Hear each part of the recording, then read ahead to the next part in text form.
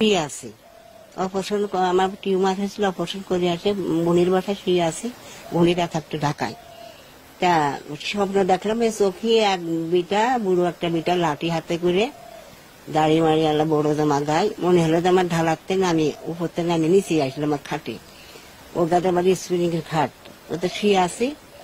তা আসে কষ্ট যে মা তুমি এই কালো কাপড় দিয়ে মুখ ঢেকে দেবো, তোমার কি চান্দ দেবো, কি চান্দ গ্রহ করলো।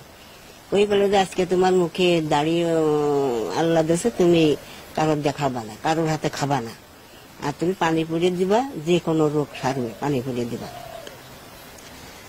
তা কারোর হাতে খাবা না। আমি কাছে ওরে বাবা আমি বাজার করি নাকি, আমি কোনে পাবো টাকা, আমি তো কুটুম বাড়ি বাড়ি খেয়ে বেড়াই।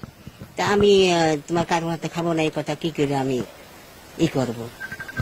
তা কাছে যে চেষ্টা করবা তুমি, আম গাছের একটা আম গাছ আছে একটা বোনের বাড়ি উঠোনে, করলে যে চারপাশ খারাপ, তাই আম গাছের এখানে তুমি বসবা কাপড় পদ্মার ভিতরে, পানি পড়িয়ে দিবা, তোমার খাবার আল্লাহ ওইখানে অনেক খাবার দেবে, তোমার কিছু চাকরি হবে না, অনেক কিছু পাবা।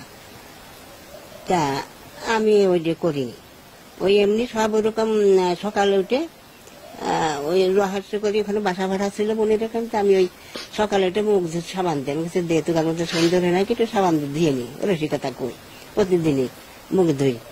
তো ধুয়ে তখন ওই হঠাৎ করে হাতে বেঁধেছে ওই দাড়ি, ওই রাতে ওই স্বপ্ন দেখতে আর মনে নেই।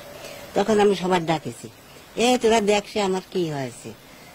তা ওরা কি কয় আপা কি কয়, আমি আয় তোরা দেখে যা। তা আমার কিন্তু দেখতে মানা করেছে, কতি মানা করেছে, এই দেখ আমার দাঁড়িয়ে